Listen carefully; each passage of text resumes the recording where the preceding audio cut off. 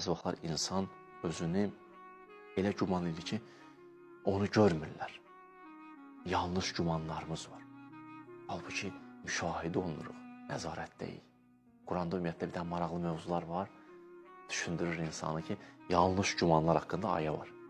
Sən belə düşünürsən, belə deyil. Sən belə düşünürsən, belə deyil. Bir neçəsinə yadıma düşüb qoy deyim də. Məsələn, Əm həsibəl-ləzinə fi qulubihim mərəz ən lən yuxricəllah əzğanəhum. Maraqlı ayət. Deyir, o kəslər ki, qəlblərində xəstəlik var. Nə xəstəlik? Kin, kidurət, həsəd, baxıllıq. Onlar elə bilir ki, o kin, kidurəti, həsəd Allah deyir, çıxartmayacaq bizə. Əm həsibə elə güman edirsiniz. Gedin özünüzü islah edin ha. Kinimizi çıxartacağım ortaya, açılacaq içiniz. Belə gedəməyəcəksiniz ha. Həsəd çıxacağı üzə, baxıllıq çıxacağı üzə. Bildirəcəm ha, nə var, nə yox. Siz belə güman edirsiniz ki, yox, bilinməyəcək. Əm həsbəl-ləzinə fi qulubihim mərəz. Belə güman edirsiniz, yanlış güman edirsiniz. Bu bir ayə.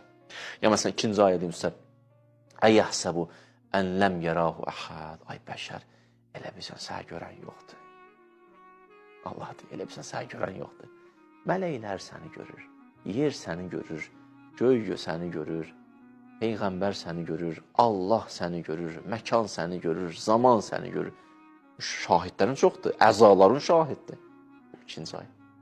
Üçüncü ayə. Əyəhsəbul insan ən yutrəkə sudə. Ay insan, sən elə bilirsən ki, ya, sənin boynuna düşən vəzifələr yoxdur.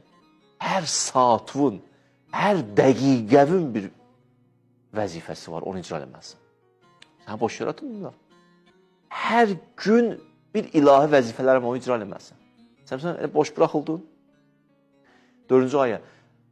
Əfə xəsibtum ənəmə xələqnəkum əbəsə. Siz elə bilirsiniz, siz elə belə yaratmışam. Xilqətin hədəfi yoxdur. Elə yiyib içmək üçün yaratmışam. Yiy, iç, tik, qutardı, getdi. Yox, elə deyil. Beşinci məsələ. Əyəhsəbuhu zəməanu ma'an.